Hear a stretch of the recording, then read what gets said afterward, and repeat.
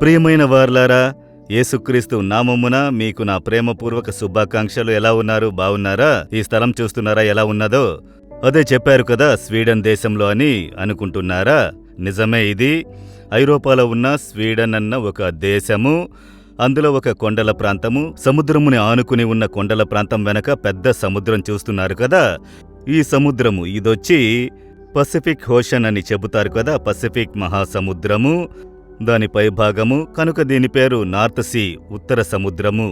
North see దాని ఉత్తర భాగంలోనున్న సముద్రము అని దాన్ని చెబుతున్నారు. ఎప్పుడు చల్లగా గాలి తగులుతున్నది, చలిగా ఉన్నది. చాలా అద్భుతమైన ఒక దేశమిది, ప్లసెంట్గా ఉన్నది. అక్కడి నుండి మీతో మాట్లాడుట నాకు అధిక సంతోషము. దేవుని సృష్టి ఎప్పుడు ఎంతో ఆశ్చర్యమైనది. దాన్ని చూడగా ఒక గొప్ప సంతోషము. ఇవన్నీ సృష్టించినటువంటి దేవుని మహత్యమును అనుకుని స్తుతించినప్పుడు హృదయంలో ఒక విశ్వాసము, సంతోషం కలుగుతుంది. సరే, ఈ దినం దేవుడు నాకు ఏ మాట చెబుతున్నారు అని అనుకుంటున్నారా? అదేమనగా 119వ కీర్తన 165వ వచనము. నీ ధర్మశాస్త్రమును ప్రేమించు వారికి ఎంతో నెమ్మది కలదు. ఒక భక్తుడు చెబుతున్నారు, మీ వేదమును, ఈ వేద పుస్తకమును, ప్రభు యొక్క వేద గ్రంథమును ప్రేమించు వారికి ఎంతో నెమ్మది కలదు.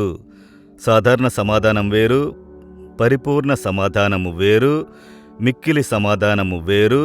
కొందరు చెబుతారు నేను సమాధానంగా ఉన్నానని అంటారు. అది అటూ ఇటూ కాని వార్త. ఊరికే పేరుకు చెబుతారు సమాధానంగా ఉన్నానని. ఒక భాగంలో సమాధానం ఉండొచ్చు. పరిపూర్ణ సమాధానం అనున్నది అన్ని ప్రక్కల సమాధానము. ఇంటిలో సమాధానం, పనిలో సమాధానము, బిజినెస్లో సమాధానము, సంఘానికి వెళితే సమాధానము, అన్ని వైపుల పరిపూర్ణ సమాధానము. శరీర ఆరోగ్యంలో సమాధానము, వరుమానంలో సమాధానము, అన్ని ప్రక్కల పరిపూర్ణ సమాధానము. అయితే ఇదొచ్చి మిక్కిలి సమాధానము. ప్రభు యొక్క వేదమును ప్రేమించు వారికి మిక్కిలి సమాధానము అంటే చాలా సంతోషము, అంటే మిక్కిలి ఒక సమాధానము. అదెప్పుడు కలుగుతుందో తెలుసా? ప్రభు వేద వాక్యము. ఇది చాలా ఇంపైనది, చూశారా? దాన్ని చదవంగా ధ్యానించగా ఎంతో గొప్ప సంతోషము, సమాధానం హృదయంలో కలుగుతుంది. మీరు శోధించి చూడండి. నేనేమో మా బంధువు ఒకరు, వారు హైందవ కుటుంబంలో నుండి యేసుని అంగీకరించిన వారు. ఆమె భర్త, బంధువులందరూ చాలా భయంకరమైన స్ట్రిక్ట్ అయిన వారు.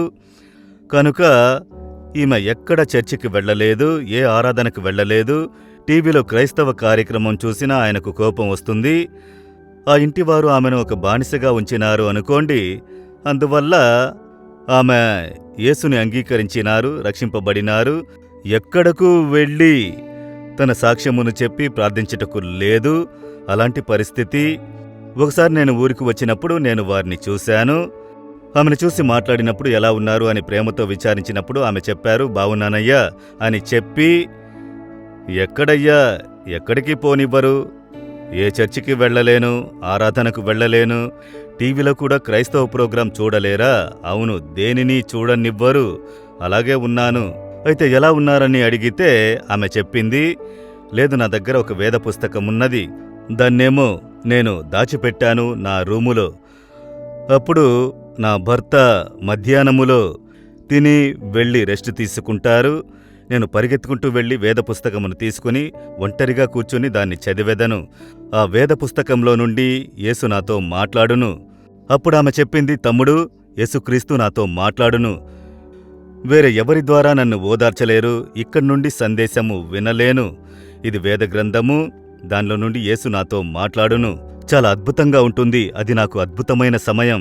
ఆ సంతోషములో, సమాధానములో నేను చాలా ఆనందంగా ఉన్నాను అని చెప్పారు.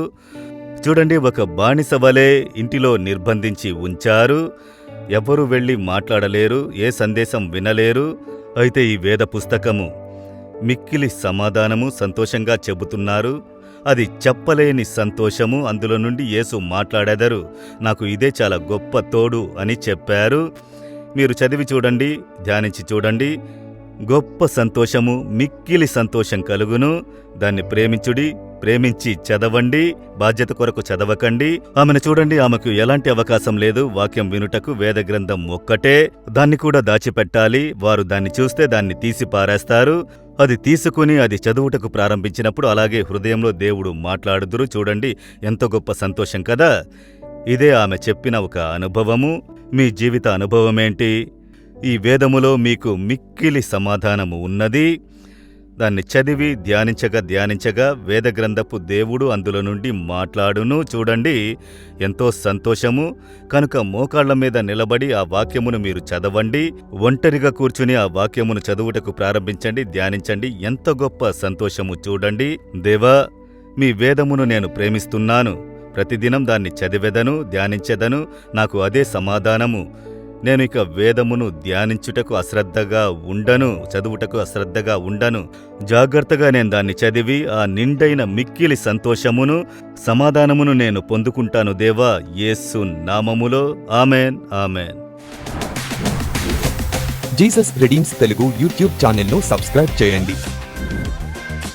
సబ్స్క్రైబ్ బటన్ను క్లిక్ చేయండి మరియు బెల్ బటన్ను నొక్కండి. ప్రతిరోజు కార్యక్రమ సమాచారం పొందండి.